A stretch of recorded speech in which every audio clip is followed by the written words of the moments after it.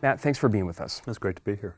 So you run a security company. Tell us a little bit about Forcepoint and what it does and what you're seeing out there. Forcepoint's the world's second largest private security company. We've got about 3,000 employees globally. And we're focused on really delivering a new type of security that's called human-centric security. Without getting into all the whiz-bang technology behind the scenes, it actually is a pretty simple premise, which is instead of focusing on technology and events, focus on the people who are actually inside of your organizations or shouldn't be inside of your organizations. Right. So we have something called risk adaptive protection, which is really around making sure that good people are free to do what they want inside of an organization, but we turn up the defenses when we see something going wrong. Whether it's an insider threat or whether it's a nation state attacking your company and has breached the perimeter, which is happening all the time. You have an interesting founding story, no? The company was kind of founded for a certain purpose and it's a combination of things. Tell me a little bit about how that got started. This was a very, very unique opportunity that got me excited by it. For the first time in a relatively small company, I say small, relatively small, 3,000 people, we had three companies come together and a very broad portfolio of technology. So what you had was all the ingredients that we needed to do something, I think, very special in cybersecurity, but have that under the roof of a really small company where we could innovate faster and take advantage of it. How do you deal with integrating those things, right? We're talking about a technological integration, we're talking about a culture integration. How do you make sure that everyone is operating behind the same mission? This case was really more fascinating because we had three companies coming together.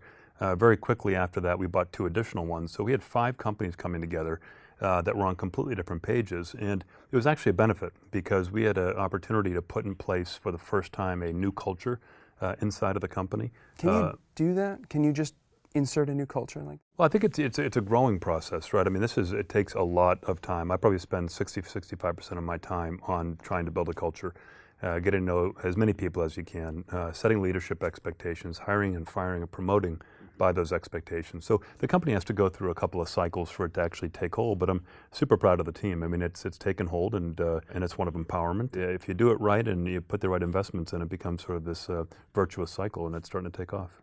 In today's hyper-partisan, hyper-political world, we're seeing a lot of CEOs kind of go out in front to speak on issues. Apple's Tim Cook, Salesforce's Mark Benioff. What do you see the role of the CEO in this context? And do you want to be out in front? Is there a middle ground? I think it's really, really important for CEOs to have strong opinions around things that matter to people, and try to separate out the politics from an issue from the secular things that are important to humanity.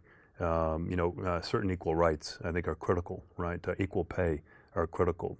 So I think you can have very, very, very strong points of view on secular trends that can help everybody if you throw the weight of a big company behind it, as opposed to getting into the niche, points of view, right? That's very different and can be dangerous, quite frankly. One of the articulated reasons that this is a good idea by some executives is that it's a matter of talent acquisition. Your potential employees want to hear that you're an equal place to work, that you're an equal pay place to work. Do you see it that way? Do you see this as not just good for the right role for a CEO, but actually good for business? It is. I mean, talent acquisition is certainly a benefit of having a culture that people want to work at, right? But I think even more importantly, it's a self-selection process for folks who don't want to work there either. I think you have to be true to yourself as a CEO. I think you need to do what's best for the greater good of the company, and I try to tie that to the greater good of humanity and pick on issues that I think all employees will benefit from.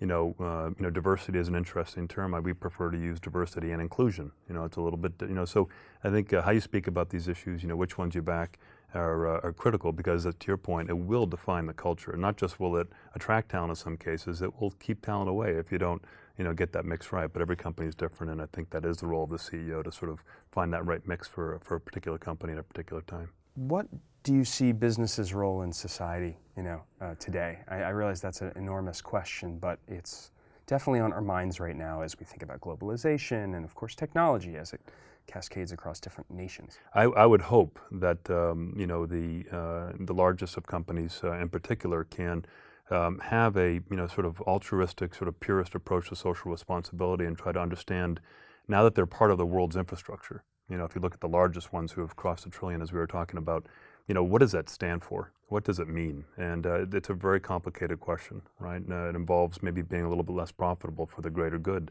and that's not easy when you've got shareholders you have to answer to. So I think it's one of the seminal issues over the next decade or two, but it's one that I think you start seeing the executives of companies asking. So I think just asking the question is probably the right beginning for this conversation.